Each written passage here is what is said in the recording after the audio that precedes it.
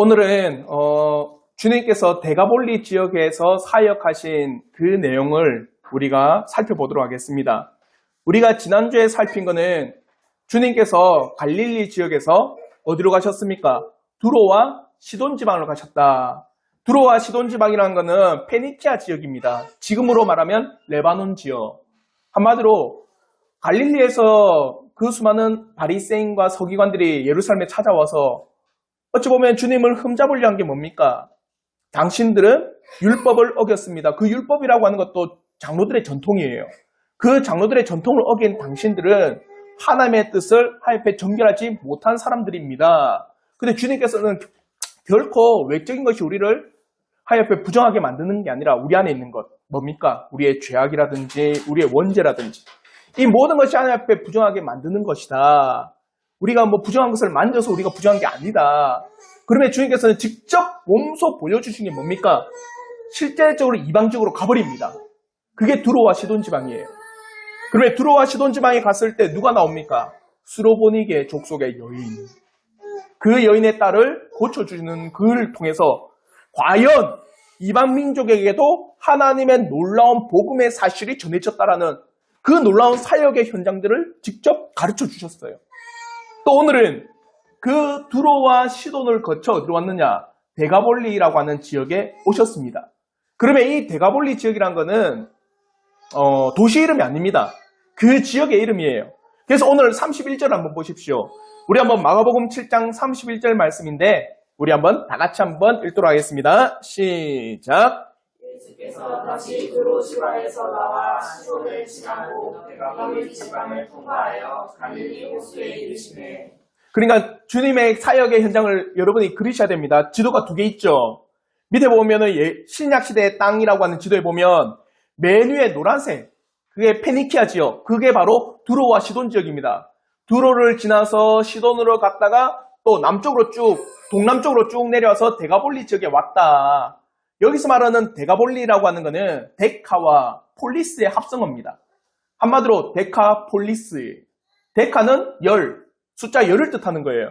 폴리스는 뭡니까? 도시. 한마디로 10개의 도시. 그러니까 데가볼리 지역. 헬라 민족, 한마디로 헬라 문화가 가득한 그 데가볼리 지역에 주님께서 사역을 하셨다.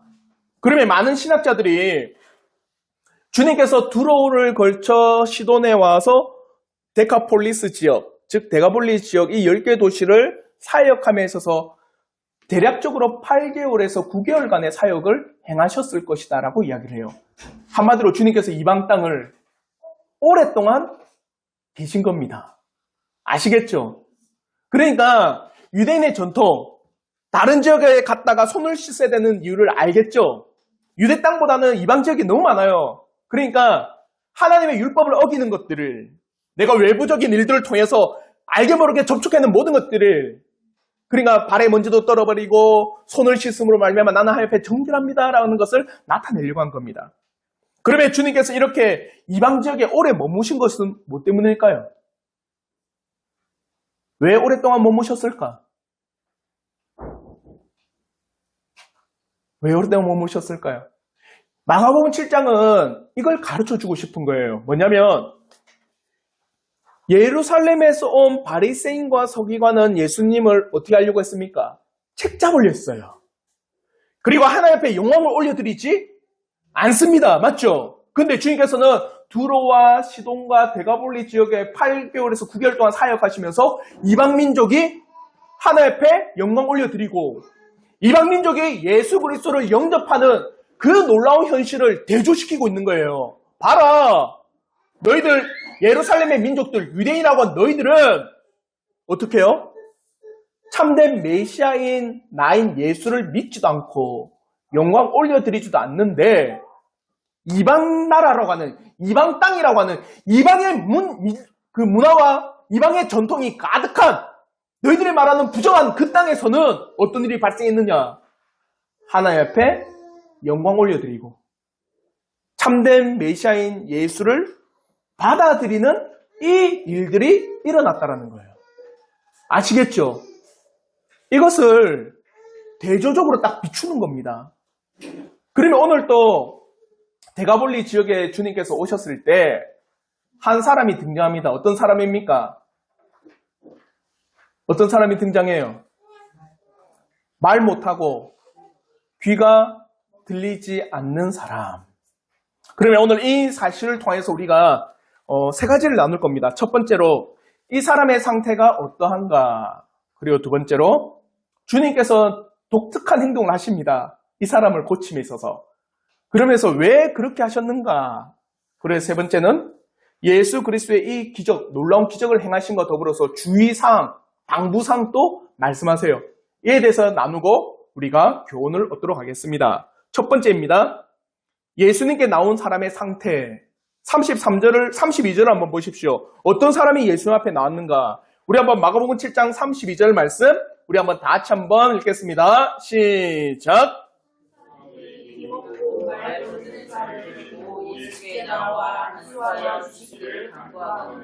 어떤 사람 나왔습니까? 귀 먹고 말 더듬는 자. 보통 보면 귀가 안 들리는 사람이 말을 더듬어요. 그는 연결되어 있습니다. 왜요? 못 들으니까 자기가 어떤 말을 하는지를 모르겠죠. 대부분이 귀가 어두우면 말을 더듬거리고 때로는 귀머거리가 벙어리까지도 옵니다. 근데 이 사람은 두 가지를 다 가지고 있겠죠. 맞죠? 통상적으로. 그럼 여러분이 한번 질문을 드릴게요. 사람의 신체 구조 가운데 제일 소중한 게 오늘날 뭐라고 합니까? 얼굴 중에. 몸이 1000양인데 그 중에 900양은 어디라? 눈이 900양이랍니다. 여러분에게 질문을 드릴게요. 안 보이는 사람이 고통스러울까요? 말 못하고 귀가 먹은 사람이 고통스러울까요? 둘 다 고통스럽겠지만 오늘날로 보면 보지 못한다는 건 매우 고통스러울 겁니다. 왜요? 오늘날 봐야지만 해결할 수 있는 게 너무 많거든요. 예를 들어서 여러분이 이제 식당에 가면 예전에는 안 그랬는데 오늘날에는 주문할 때 어떻게 합니까? 그렇죠. 키오스크로 해요. 봐야지만 내가 주문할 수 있고 봐야지만 내가 무언가를 해결할 수 있습니다. 그러니까 오늘날에야 우리가 눈으로 못 본다는 건 매우 불편한 삶에 처할 수 있어요. 말 못해도 뭐 하면 됩니까? 오늘날 말 못해도 그죠? 카톡하면 끝이에요. 그래서 요즘에는 대화하는 법을 사람들이 잊었답니다. 왜요? 카톡하고 문자 보내고 SNS 하면은 서로 간에 의사소통이 되거든요. 그리고 오늘날에는 눈이 먼 것을 매우 고통스럽고 참으로 불쌍하다라고 하는데 그러면 예수님 시대도 그러냐? 예수님 시대는요. 말 못하고 귀가 먼 걸 제일 힘들어합니다. 왠지 아세요? 그 당시에 그의 삶이 한마디로 사람이 살아감에 있어서 제일 중요하게 여긴 게 뭔지 아십니까? 보는 게 아니에요. 뭐 하는 걸 제일 중요시 여긴 줄 아세요? 말하는 거. 한마디로 말을 통해서 사람들을 움직이고 말을 통해서 어떤 일들을 진행하고 말을 통해서 그 사람이 삶을 살아가는데 매우 유용하게 썼습니다. 그래서 고대에서 가장 좋은 학문, 가장 좋은 학문이라기보다 가장 유용한 학문, 고대 예수님 시대에 가장 높은 학문이 뭔지 아세요? 수사학이에요, 수사학. 수사학은 뭐냐? 언변을 가르치는 기술. 오늘날에도 어떤 학원이 있습니까? 스피치 학원. 그래서 어떻게 말을 잘하게 하느냐? 어떻게 대중 앞에서 웅변을 퇴해서 그 사람의 마음을 움직일 수 있느냐? 어떻게 하면 많은 사람들 앞에서 말을 조리 있게 잘해가지고 그 사람을 움직일 수 있느냐? 이런 수사학이 발달했어요. 그러니까 보십시오. 그 당시에 말을 못한다라는 건 매우 수치스럽게 여겼습니다. 말을 못한다라는 건 매우 바보스럽게 여겼어요. 말도 못하니 저 사람은 어떻게 생활할까? 말도 못하니 저 사람이 어떻게 살아갈까? 또 귀까지 먹었으니까 이 사람은 안 보이는 것보다 더 고통스러운 현실에 처한 사람입니다. 더 중요하게는 때로는 그 시대의 사람 가운데 말을 못하고 귀 먹었다라는 것은 어떤 의미가 있냐면 귀신 들렸다고까지도 해요. 말하지 못하고 듣지도 못하니까 어떤 것도 할 수 없고 오늘 이 본문의 말씀을 보십시오. 어떻습니까? 자신이 찾아온 게 아닙니다. 누군가가 데리고 왔어요. 32절 보십시오. 사람들이 귀먹고 말 더듬는 자를 데리고. 맞죠? 귀먹고 말 더듬는 사람이 온 게 아니라 누군가가 이 사람을 데리고 예수께 왔다라는 겁니다. 왜 그럴까요? 왜 사람들이 데리고 왔을까? 왜 이는 못 올까? 말을 못하니까요. 나보고 예수께 데려달라? 말을 못하니까. 그리고 예수가 왔다는 소식을 못 들으니까. 이 스스로는 나갈 수가 없는 형편인 겁니다. 그러니까 말 못하고 귀머거린 이 사람은 삶에 있어서 매우 고통스러운 사람이라는 거예요. 이것을 여러분이 새기셔야 됩니다. 그러면 이제 이 사람을 어떻게 고치셨는가? 그게 바로 33절부터 34절까지 나와 있습니다. 주님께서 치유하신 방법. 먼저는 행동을 취하시고 그리고 와서 하나님 앞에 간구하는 모습을 보이십니다. 먼저 33절의 말씀 한번 보십시오. 우리 한번 마가복음 7장 33절 말씀 다 같이 한번 읽겠습니다. 시작. 예수께서 그 사람을 따로 데리고 우리를 따라사 손가락을 그의 양귀에 넣고 침을 뱉어 그의 혀에 손을 대시며. 보십시오. 두 가지입니다. 첫째는 따로 이 사람만 데리고 갔습니다. 맞죠? 그러면 우리는 여기서 또 의문을 품어야 됩니다. 왜 따로 데리고 왔을까? 왜 주님께서는 모든 많은 무리들이 모인 곳에서 이 사람을 고치고 그러면은 수많은 기적이 보여지고 그래서 주님께서 어떠하신 분인지를 명백히 나타내면 참 좋겠죠. 여러분 같으면 그렇지 않겠습니까? 할 수 있는 대로 사람들에게 인기를 얻고 할 수 있는 대로 사람들에게 좋은 평판을 얻고 할 수 있는 대로 사람들에게 내가 어떠한 존재라는 것을 드러낼 때 사람들이 그것을 통해서 와, 저 사람 참 대단하다. 와, 저 사람 참 유능한 사람이다. 할 수 있으면 그렇게 하는 게 제일 낫잖아요. 근데 왜 이 사람만 따로 데려갔을까요? 왜 그럴까요?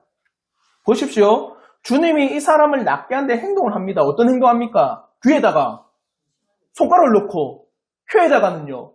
침을 발라서 그 혀에 손을 댑니다. 사람들은 어떻게 할까요? 그러면 그 모습을 보고는 모든 사람이 따라하겠죠. 귀가 멀거나 혀가 마비되어서 말을 못하는 사람은 와, 대단한 능력의 종이, 능력의 사람이 귀에다 손을 딱 넣으니까 어떻게 된다는 거예요? 귀가 뚫리고 혀에다가 침을 발라 딱 바르니까 그 혀가 어떻게 됩니까? 풀려서 말을 한다. 그러니까 그걸 모든 사람이 다 봤어요. 그러면 때로는 어떤 사람은 어떻게 할까요? 귀머거리 오면은 손가락을 넣어버리겠죠. 또 말 못하는 사람 오면 어떻게 할까요? 혀에다 침을 발라 묻히겠죠. 그러니까 예수님의 하신 행동 그대로를 이 사람이 어떻게 할까요? 많은 사람들이 보고는 모방하고 따라하고 그것만을 집중해서 살필 겁니다. 이게 매우 문제라는 거예요. 이게 성경에는요, 예를 끊임없이 들고 있습니다. 대표적으로 사도행전 8장 8절부터 9절의 말씀을 보십시오. 우리 한번 사도행전 8장 8절부터 9절의 말씀 다 같이 한번 읽겠습니다. 시작. 시몬이 사도들의 안수로 성령 받는 것을 보고 돈을 드렸는데 이 권능을 내게도 주어 누구든지 내가 사수하는 사람은 성령을 받게 하여 조성하니.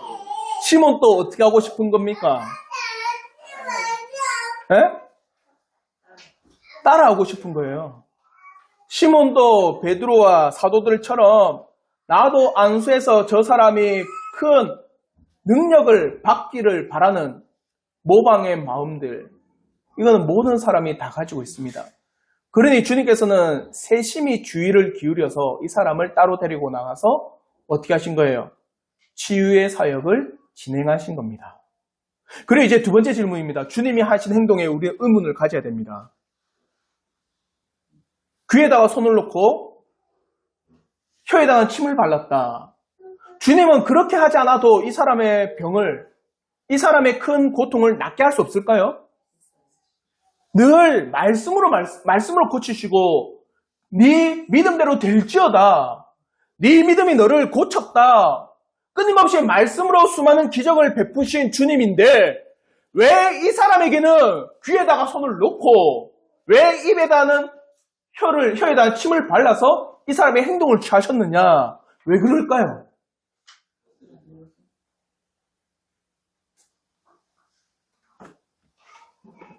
이 사람은 듣지를 못해요.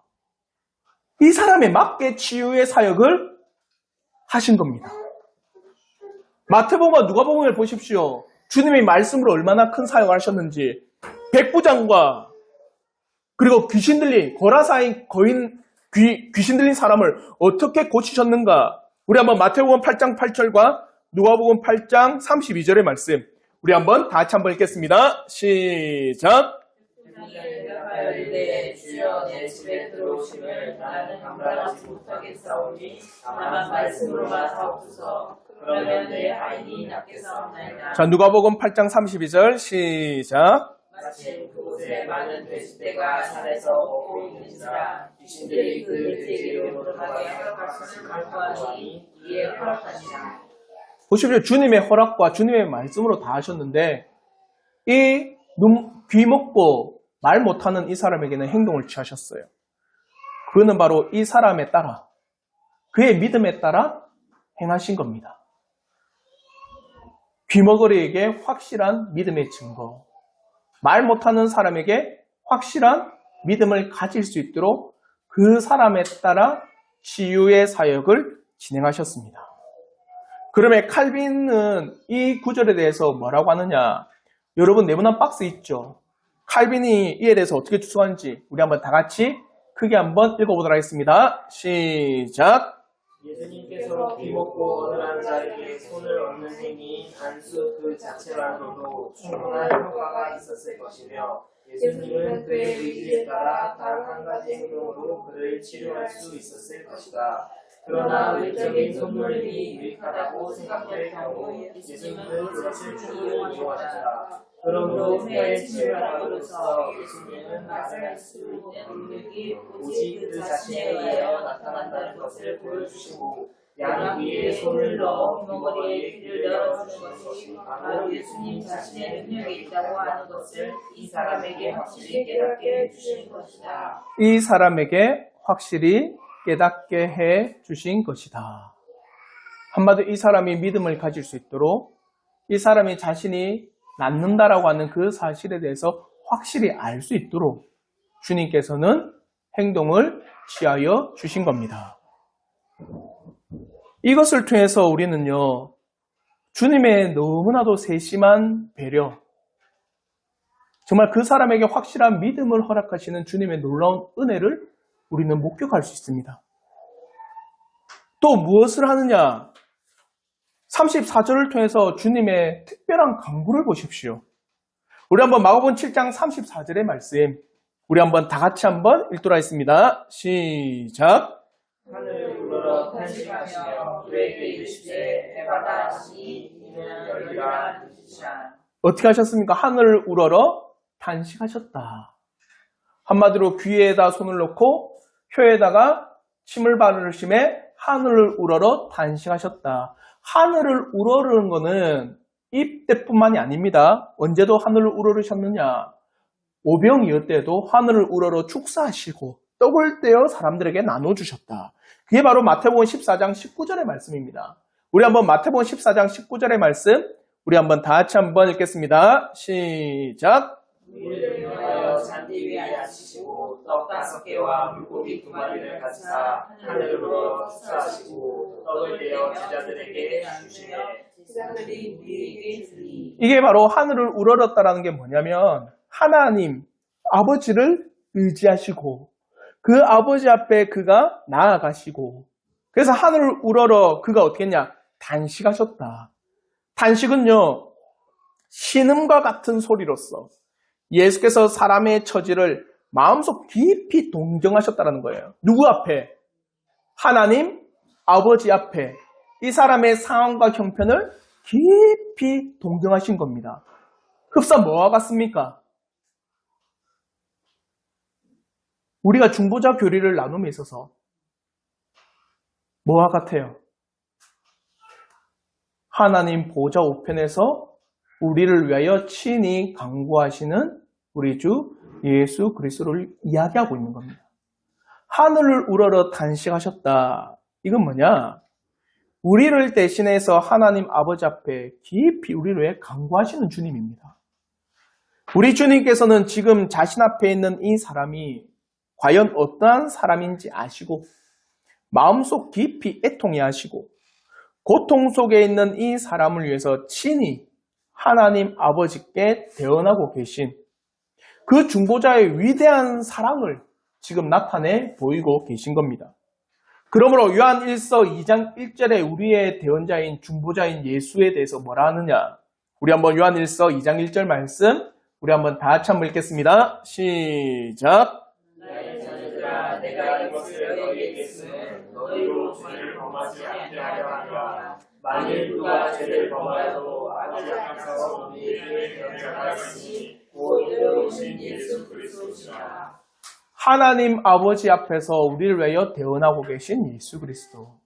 지금 하늘을 우러러 탄식하시는 이 주님이 바로 우리를 위하여 친히 간구하시는 그 예수 그리스도의 놀라운 일들을 우리에게 알려주고 있는 겁니다.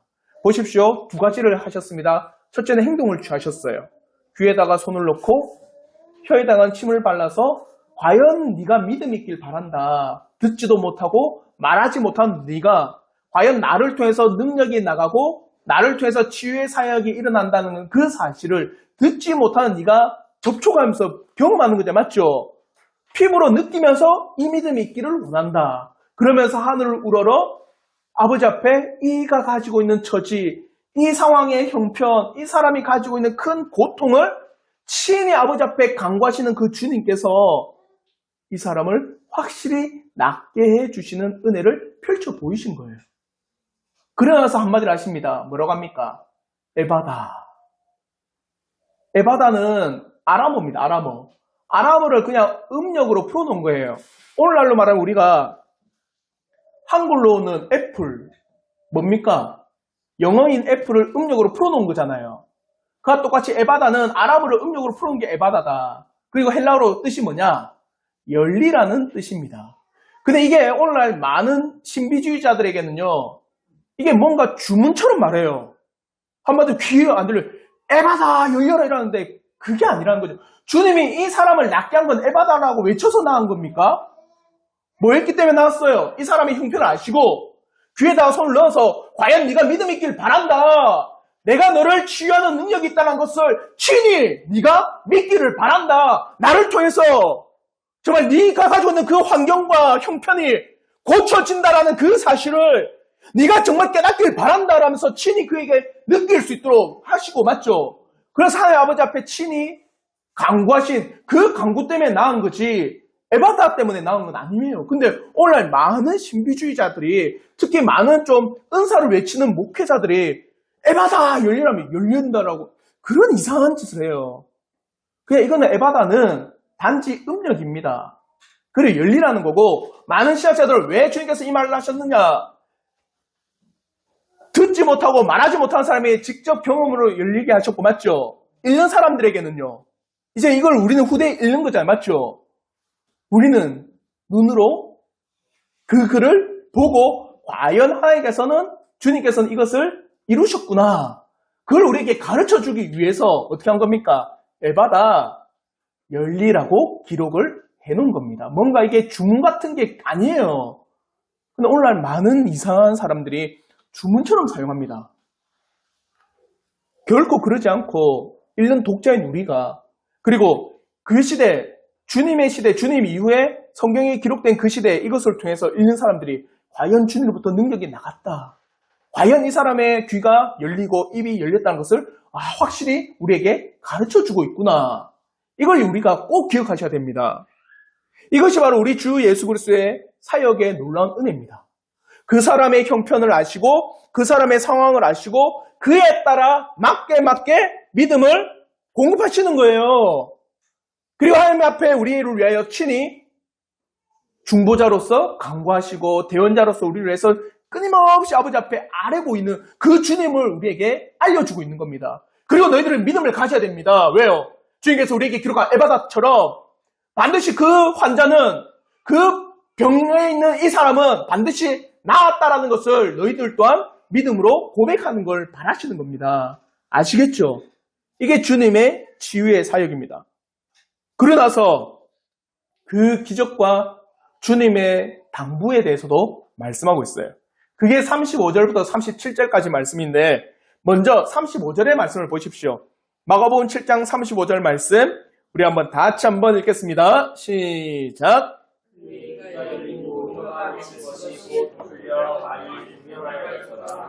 보십시오. 주님의 치유 사역은 확실합니다. 그의 말이 어떻게 됐다는 거예요? 분명해졌다. 말이 분명하다는 건 이제 어눌하지 않다라는 겁니다. 그때는 주님께서 고치기 전에는 귀가 어두우니까 말도 어두워지고 말이 어눌해지고 말이 분명하지 않았어요. 근데 주님께서 그 귀를 열어주시고 고쳐주시고 그 혀도 풀리게 하시니까 그 사람의 말은 어떻게 된 겁니까? 분명해졌다. 확실해졌다라는 겁니다. 주님의 치유의 사역, 주님의 고치심은 결코 허술한 게 아니라는 겁니다. 그러면 우리는 이것을 통해서 교훈을 얻을 수 있어요. 뭐냐? 여러분을 그 죄에서 건진다라고 할 때, 나를 그 죄에서 끄집어 올린다고 할 때 허술할까요? 완전하다라는 거예요. 완전히 우리를 죄에서 건지시고, 완전히 우리를 죄에서 해방시키시고, 완전히 우리를 그 죄에서 끄집어 올리시는 게 너무나도 완벽하다라는 거예요. 또 다르게는 주님의 대속의 사건은 너무나도 완벽하다라는 겁니다. 아시겠죠? 분명한 사역이고 완전한 사역이고 결코 빈틈없는 완벽한 사역이라는 겁니다. 주님의 고치심은요, 어떠한 것도 허술한 게 없고 어떠한 것도 뒤틀리지 않아요. 그러면 이렇게 완벽하게 치유의 사역을 베푸신 주님께서는 또 사람들에게 당부하는 것도 있습니다. 우리 한번 36절 말씀인데 마가복음 7장 36절의 말씀 우리 한번 다 같이 한번 읽겠습니다. 시작. 예수께서 그들에게 경고하사 아무의 길을 잃지 말라 하시되 경고하실수록 그들이 더욱 널리 전파하니. 뭐랍니까? 내가 고친 이거 널리 전해라 그랬습니까? 아니죠. 뭐라고 하셨어요? 아무에게도 이르지 말라 경고하셨습니다. 경고했다는 거는 주의를 줬다는 거예요. 우리 같으면 그러니까 오늘날로 말하면 어떤 큰 일을 하고 나서 어디에 올립니까? 인스타에 올리고 페이스북에 올려서 뭐 1000만 뷰? 1억 뷰? 글 찍으면 유명해지고 수많은 사람들이 우와 저 사람 참 대단하다 신기하다 라면서 찾아와서 내가 유명세를 떨치고 그래서 단순히 모든 사람이 다 알면은 얼마나 오늘 모든 사람이 바라는 거잖아요. 우리나라 사람들 가운데 아니 전 세계 사람들 가운데 틱톡 조회수가 얼마니 인스타 조회수가 얼마니 내 조회수가 몇백만 부 몇천만 부 몇억 부 되면은 그만큼 내가 영향력 있는 사람이 된다라고 생각하고 있는데 주님은 뭐라고 하십니까? 아무에게도 이르지 마라. 이 말씀은 종종 등장합니다. 마태복음에서도 두 맹인의 눈을 고치신 후에도 엄히 경고하셨다. 또요. 안식일날 손 마른 사람의 그 손을 고치신 후에도 자기를 나타내지 말라라고 경고하십니다.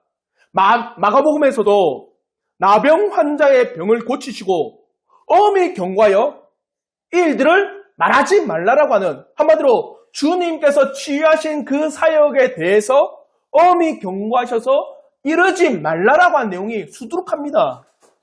왜 그럴까요? 왜 그럴까? 왜 주님은 알리지 말라고 할까요?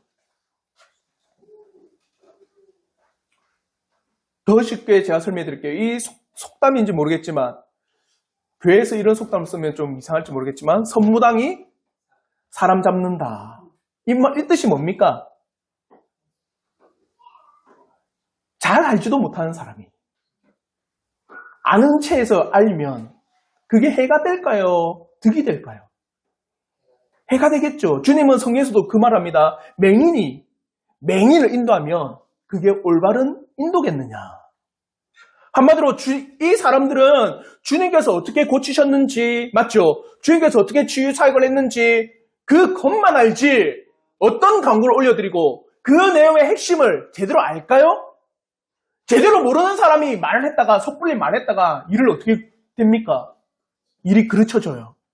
우리도 그런 경험 종종 하지 않습니까? 나는 알았다고 막 말했는데 더 꼬여지고 꼬여져서 실타래가 풀리지 않는 경우가 수두룩합니다. 그럴 때는 때로는 우리는 침묵이 답이에요. 내가 알고 있다 해도 내 속에서 그것이 잘 정립되고 내 속에서 그것이 잘 어떻게 해요? 쌓여지고 내가 그에 대해서 확실히 잘 알 때 어떻게 해요? 말을 하면은 그 말이 꼬이지가 않아요. 그러니까 이 사람들에게 엄히 경고하신 것은 아직까지 때가 아니고 그 성숙한 신앙의 기다림, 그 성숙할 때까지 인내함, 그래서 확실하게 그 진리의 사실이 너희들에게 못 박히고 그 진리의 사실들이 너희들에게 확실히 가르쳐지고 그 진리의 사실들이 너희들에게 확실히 정립된 그 후에 어떻게 하는 겁니까? 주님의 놀라운 사역을 스스럼 없이 증명할 수 있다. 이거는 주님께서 친히 사도들에게도 하신 겁니다. 보십시오. 주님이 부활하고 나서 40일 동안 지상에 머무셨습니다. 맞죠? 40일 동안 머무시면서 제자들에게 어떻게 했습니까? 성경에 기록된 모든 것을 가르쳐 주셨습니다. 구약에 이르러 어떻게 예수님께서 이 땅에 메시아로서 오게 되는지에 대한 그 놀라운 언약의 말씀들을 가르쳐 주셨어요. 세세하게 선지자로부터 모세의 글을 이르러 주님이 어떻게 이 땅에 오는지에 대한 민족적인 언약의 사상을 그 제자들에게 가르쳤습니다. 그러자 사도행전 1장에는 이런 기록이 있어요. 제자들이 그 말씀을 듣고 난 후에 뭐라 하는 줄 아십니까? 주여, 이제 때가 되었기 때문에 주님을 전할까요? 주님이 뭐라 하는 줄 아세요? 아직 때가 이르지 않았다. 오직 성령이 너에게 임하시면 너희가 예루살렘과 유대와 사마리아와 땅끝까지 이르러 내 증인이 될 것이다. 언제 전하라는 겁니까? 성령이 너희에게 임하시고 난 후에 너희가 말씀을 전해라. 때가 아닌 거예요. 주님께서 엄히 경고하신 거는 아직까지 성숙된 진리의 때가 아니기 때문입니다. 주님은 너무나도 잘 아세요. 섣불리 전했다가 그것이 돌맞을 일이 생겨버리고 섣불리 말했다가 그것이 우스운꼴이 돼버리고 섣불리 전했다가 그것이 다 그 사람에게 결코 받아들일 수 없는 사실이 되니 아직 때가 이르기 전에는 이것을 전하지 마라. 아시겠죠? 근데 사람들은 어떻게 했습니까? 안 전했어요? 전했습니다. 주님이 하지 말라는데 해요. 우리도 마찬가지예요. 하지 말라는데 합니다. 그러면 어떤 일이 발생합니까? 하지 말라는데 하면은 자요, 꼭 부작용이 생깁니다. 우리의 삶에서는. 주님이 하지 말라는 거 안 하면 되는데 꼭 우리는 청개구리 같이 주님이 하지 말라는 건 다 하고 하라는 거는 안 하죠, 여러분. 말씀 읽고 기도하고 합니까? 우리는 별로 잘 안 해요. 하라는 건 안 하고 하지 말라는 거 하는 그 삶에서 우리에는 부작용이 생길 수밖에 없거든요. 근데 재밌는 게 있습니다. 오늘 본문에서도 주님이 하지 말라 했거든요. 근데 사람들이 다 알려요. 어떤 일이 발생했느냐? 마가복음 7장 37절 말씀인데 우리 한번 마가복음 7장 37절 말씀 우리 한번 다 같이 한번 읽겠습니다. 시작. 사람들이 심히 놀라 이르되 그가 모든 것을 잘하였도다. 못 듣는 사람도 듣게 하고 말 못하는 사람도 말하게 한다 하니라. 사람들이 막 전하니까 이게 부작용이 일어나지 않고 어떻게 된 겁니까? 사람들이 놀라 이르려 정말 잘했다. 근데 이 표현 보면은 주님이 참 잘했어요. 이런 표현 같지만 아니에요. 병행 구절인 마태복음에는 뭐라느냐? 마태복음 15장 31절 보십시오. 우리 한번 마태복음 15장 31절 말씀 우리 한번 다 같이 한번 읽겠습니다. 시작! 말 못하는 사람이 말하고 장애인이 운전하게 되고 다리 저는 사람이 걸으며 맹인이 보는 것을 우리가 보고 놀랍게 여겨 이스라엘의 하나님께 영광을 돌리리라. 사람들이 누구에게 영광 돌렸습니까? 이스라엘의 하나님께 영광을 돌리니라. 좀 이상한 표현 같지 않아요? 여러분 이 표현을 보고는 이상하게 여기셔야 됩니다. 유대인이 이스라엘의 하나님이라 할까요? 우리의 하나님. 근데 이스라엘의 하나님께 영광을 돌렸다. 이 말은 뭡니까? 주님이 사역하고 계신 거는 이방 지역입니다. 맞죠? 데가볼리라고 하는 지역, 10개의 헬라와의 문화가 흡수되어 있는 지역, 헬라화가 되어 있는 지역에 주님이 오셔가지고 이런 놀라운 일을 펼치니 사람들이 뭐라고 하는 거예요? 이스라엘의 하나님이라는 겁니다. 헬라 지역에는 수많은 신을 섬기고 있어요. 신의 신인 제우스 섬길 뿐만 아니라 태양의 신, 달의 신, 지혜의 신, 사랑의 신, 수많은 신들을 섬기는 지역이 헬라 지역이잖아요. 맞죠? 그러니까 예수님은 어떤 사람입니까? 유대인이죠. 이스라엘 사람입니다. 맞죠? 그러니까 예수님께서 이스라엘 사람으로서 놀라운 일을 펼치니까 어떻게 한 겁니까? 이 사람들이 이스라엘의 하나님께 영광을 올렸다. 이방 민족에게 하나님께서 영광 받으시는 일들을 하셨다. 보십시오. 주님은 전하지 말라. 근데 사람들이 우와 대단하다. 전한 그 순간 그 하지 말라는 것을 통해 때로는 그 악이잖아요. 하지 말라는 거 했다는 거 악이잖아요. 악을 어떻게 한 겁니까? 선으로 바꾸셨죠. 그래서 이방 민족이 하나님을 영광스럽게 하는, 영광을 올려드리는 이 놀라운 일들이 펼쳐진 겁니다. 자, 이걸 통해서 우리는 마가복음 7장의 핵심을 딱 볼 수 있습니다. 마가복음 7장에서 그 예루살렘에서 온 바리새인과 서기관은 예수님을 통해서 하나님 앞에 영광 돌립니까? 아니죠. 또 예수님이 우리의 메시아라는 것을 받아들입니까? 안 받아들입니다. 책 잡고 흠 잡아서 고소하려고. 근데 이제 수로보니게 족속의 그 여인과 이 데가볼리 지역에서의 사역을 통해서는 어떤 일이 발생했습니까? 당신은 나의 하나님, 주이십니다. 주님에 대한 믿음의 고백이 수로보니게 그 족속의 여인을 통해서 나타났고, 데가볼리 지역에서는요, 과연 저 사람은 이스라엘의 하나님의 놀라운 영광이다. 이방 지역에서는 하나님 앞에 어떤 일이 발생합니까? 영광을 올려드리는 그 일들이 발생했다는 거예요. 수로보니게 족속에서는 당신은 나의 주님이십니다. 그 고백과 이 데가볼리 지역에서는 과연 이스라엘의 하나님은 위대한 하나님이십니다. 그 하나님의 영광이 드러나는 놀라운 사건이 펼쳐진 겁니다. 아시겠죠? 유대인은 하나님 앞에 영광 돌리지도 않고 예수 그리스도를 참 주로 섬기지도 않는데 이방 민족인 이 사람들은 예수를 참된 주로 섬기고 그와 더불어 하나님 앞에 영광을 올려드리는 일까지 발생했다. 복음은 유대인에게서부터 누구에게로? 이방에게로. 그 복음이 오늘 우리에게도 전해진 겁니다. 이걸 지금 이 마가복음 7장을 통해서 우리에게 말씀하고 계신 거예요.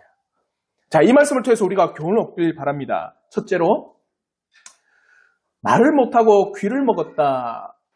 육신적으로 이것이 참 고통스럽지만 더 고통스러운 건 영적인 거예요. 영적으로 우리의 귀가 먹고 영적으로 우리의 입술이 우리 주 예수 그리스도가 나의 주라고 고백하지 못한다면 그것만큼 비참한 게 없어요. 사랑하는 성도 여러분, 육신적으로는 우리가 견딜 수 있습니다. 여러분 그 일 하잖아요. 육신이 고통스러운 일이 힘듭니까? 정신적으로 고통스러운 일이 힘듭니까? 그럼 여러분 뭐라고 합니까? 몸으로 때우면 그만이지. 안 그래요? 막 정신적으로 괴로운 게 좋아요. 육신은 편한데 내 정신은 날마다 괴로움을 당하는. 그게 사람을 대하는 게 참 힘든 일입니다. 뭐 몸으로 때워서 내가 그 노동을 해서 그냥 땀 흘리고 하면 되지만 사람을 대한다는 거는 매우 정신적으로 힘든 일이 됩니다. 자요, 육신적으로 우리의 눈이 안 보이고 우리의 귀가 안 들리고 우리의 입술이 안 들면 견디고 인내하고 참고 내 불편을 감수하면 됩니다. 근데요, 내 영혼이 듣지도 못하고 말하지도 못하고 보지도 못하면요, 어떻게 될까요? 저주스러운 겁니다. 내 영혼이 진리를 듣지 못한다는 것은 매우 저주스러운 거예요. 내 영혼이 진리의 말씀을 고백하지 못한다는 것은 매우 저주스러운 거예요. 내 영혼이 참된 진리를 보지 못한다는 것, 참된 나의 구주가 되신 예수를 보지 못한다는 것 매우 저주스러운 겁니다. 주님께서 요한계시록을 통하여서 그 4대 교회의 한 말씀을 보십시오. 우리 한번 요한계시록 3장 1절 말씀인데 우리 한번 다 같이 한번 읽겠습니다. 시작. 사대교회의 사자에게 편지하라. 하나님의 7명과 7별을 가지신 이가 이르시되 내가 내 행위를 아노니 내가 살았다 하는 이름을 가졌으나 죽은 자로다. 살았다 하는 이름을 가졌으나 어떤 자다? 죽은 자다. 이게 괴로운 겁니다. 정작 생명이 없으면서도 생명이 있다고 하니 이게 고통스러운 겁니다. 정작 우리가 눈이 없어 진리를 보지 못하고 우리의 귀가 죄로 막혀버려서 참된 말씀을 듣지 못하고 우리의 입이 닫혀 주님을 진정으로 고백하지 못하는 그것이 죄인과 같이 매우 고통스러운 현실입니다. 그러므로 예레미야 선지자를 통해서 하신 말씀도 보십시오. 우리 한번 예레미야 6장 14절의 말씀인데 다 같이 한번 읽겠습니다. 시작. 그들이 내 백성의 상처를 가볍게 여기면서 말하기를 평강하다 평강하다 하나 평강이 없도다. 실제로는 삶에 평온할 수 있어요. 근데 그의 영혼은 뭐가 없다? 평강이 없도다. 오늘날 사탄의 전략이 뭔지 아십니까? 사람들에게 외적인 풍부함 가운데 매몰되게 만듭니다. 때로는 외적인 궁핍함 가운데 포기하게 만들어요. 실제로 가장 고통스럽고 가장 괴로운 것은 내 영혼의 상태가 하나님의 말씀에 기인하지 않는 그 모습이 매우 고통스러운 현실입니다. 사랑하는 성도 여러분, 진정으로 성령께서 우리의 이 닫혀진 귀, 강팍한 우리의 마음, 보지 못하는 진리를 보지 못하는 우리의 눈, 그것을 고백하지 못하는 우리의 입술을 열어주시길 진심으로 바라요. 그러므로 우리의 귀는 진리를 듣고 우리의 눈은 진리를 보며 우리의 입술은 진리를 고백하는 그 은혜가 우리 성도들에게 늘 넘치기를 진심으로 바랍니다. 두 번째, 오늘 이 귀먹고 벙어리인 이 사람을 주님이 어떻게 고치셨어요? 그에 맞게 고치셨어요. 맞죠? 귀에다가 손을 대시고 내가 놀랍게 해줄게. 입에다가 혀에다가는 침을 발라 네 혀가 이제 풀릴 것이라는 걸 직접 느낄 수 있도록 그의 상황에 따라 고쳐주셨어요. 자, 이걸 통해 여러분은 느끼는 게 없습니까? 주님은 우리의 형편에 따라 역사하십니다. 우리를 너무나도 잘 아시는 그 주님께서는 우리의 상황과 때에 맞게 역사하세요. 그게 우리의 중보자입니다. 히브리서 4장 15절의 말씀을 보십시오. 우리 한번 마지막으로 히브리서 4장 15절의 말씀 다 같이 한번 읽겠습니다. 시작. 우리는 대제사장을 우리의 연약함을 동정하지 못하시리가 아니오 모든 일에 우리와 똑같이 시험을 받으시기로되 죄는 없으시니라. 보십시오. 사람의 형편, 때로는 그 물질의 궁핍함이 극도로 달했을 때 그 사람의 상황을 제일 잘 이해할 수 있는 사람이 누굴까요? 사람이 몸이 아플 때 아무것도 하기 싫은 그 형편을 누가 제일 잘 알까요? 그렇죠. 같은 병을 알아본 사람, 내가 궁핍에 처해 본 사람, 임신했을 때 누가 제일 잘 압니까? 남편이? 남편 몰라요. 왜요? 한 번도 뵈본 적이 없거든. 그래서 어떤 무게가 있고 어떻게 괴롭고 장이 어떻게 모릅니다. 그래 저렇게 배불렀구나. 저렇게 좀 피곤해하구나. 간접적으로 알지. 실제로 잘 모릅니다. 근데 그런 임신한 그런 여인을 제일 잘 이해할 수 있는 사람 누굽니까? 그렇죠. 임신해본 사람. 자요, 오늘 주님 보십시오. 모든 일에 우리와 똑같이 어떻게 되어 있습니까? 시험을 받았죠. 그러니까 우리를 누가 제일 잘 압니까? 예수께서 잘 안다는 거예요. 우리가 당할 수 있는 모든 시험을 다 당하셨거든요. 그게 우리의 중보자입니다. 그렇게 우리를 세세하게, 세심하게, 너무나도 잘 알게 무엇이 필요한지 그냥 대충이 아니라 너무나도 세세하게 잘 아시는 그분께서 우리의 상황과 때에 맞게 처방하시고 치료하시고 고치시고 부어주시는 거예요. 이 믿음 가운데 한 주간 살아가십시오. 사랑하는 성도 여러분, 여러분을 제일 잘 아는 것 남편, 아내 아닙니다. 몰라요. 내 자식들이 나를 잘 알까? 모릅니다. 누가 잘 압니까? 우리의 유일한 중보자 되신 예수께서 우리를 너무나도 잘 아신다라면 그분을 의지하고 또 한 주간을 살아가시는 우리 온 성도들 되길 주님의 이름으로 축원합니다. 아멘.